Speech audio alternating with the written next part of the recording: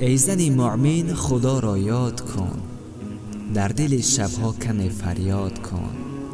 تا بکی در غفلت و همسادگی، بهر دنیا مردن و دل دادگی. اسوه زنهای عالم نامی توست، خانه دل روشن از ایام توست. یک کتاز راه ایمان بوده ای، درد امت را تو درمان بوده ای. سردی چشمان امت از تو بود، غیرت و اکمال ایزد از تو بود. سرفراز از نام تو مردان شده، کافران از مجد تو حیران شده. دامن تو مهد مردان خداست، درس مهرت عالمان را آشناست.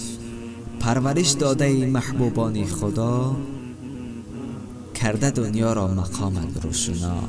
السلام علیکم و رحمت الله